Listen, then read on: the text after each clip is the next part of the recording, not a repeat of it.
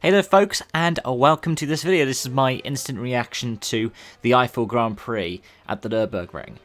And before I get into the proper reaction itself, you can check it out in the description below.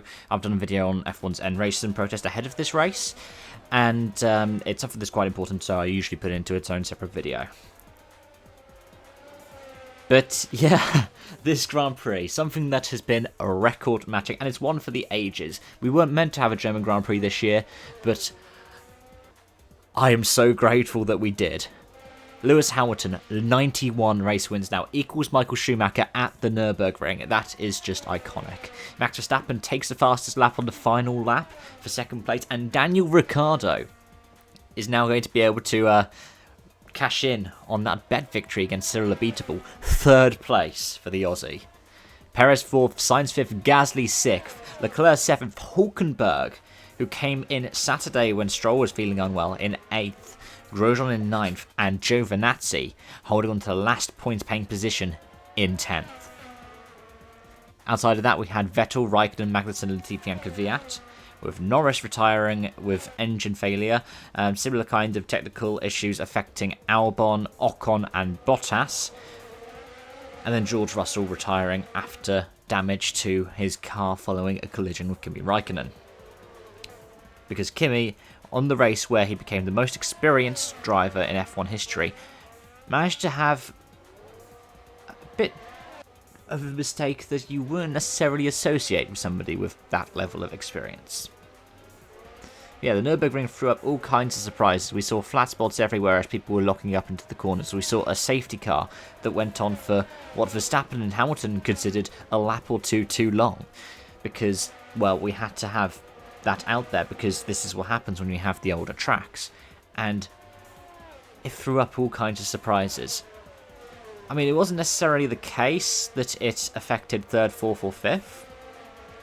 Gasly getting up to 6th plus Leclerc was, you could argue, affected by it. Hulkenberg climb up to 8th from 20th place, having not done a single practice session, was also, you could argue, aided by it as well. And you can understand why the driver of the day, top 3, were Hulkenberg, then Ricciardo, then Hamilton. Lewis was seemingly on another level, and that was even compared to Bottas when he managed to get past. Bottas had the measure of him at the start of the race, but he started to fade away a bit very early on, before the issues became particularly onset. But there are all kinds of things that we could talk about with this Grand Prix. I, for one, like the fact that we had just one practice session. It probably, I'd say, bodes well for Imola, where we are supposed to only have the one practice session. Of course, FP1 and FP2 were rained off. It's gutting that we weren't able to see Eilert or Schumacher in the car, because that would have been iconic. But at the same time, it's caused all kinds of surprises, and we've got to be happy with the result we've gotten out of it.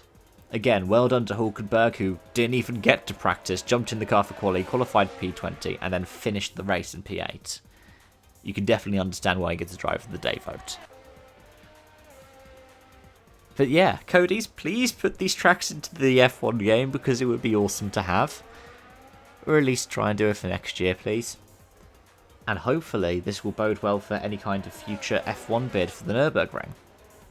It shows that there is a demand for these older style F1 tracks on the calendar by the fans, potentially by the organisers. And it's been amazing to be able to be there, just sitting down in front of my screen and watching a race at the Nürburgring. Of course, the last time we were there was 2013. But my god. Mercedes' last win was supposedly 1954 with Fangio at the Nürburgring. And in a historic occasion, Hamilton brings it back for the for the team from Brackley now for another race win. Thank you so much for watching. Let me know your thoughts in the comment section down below, and I do hope to see you again soon. Bye bye for now.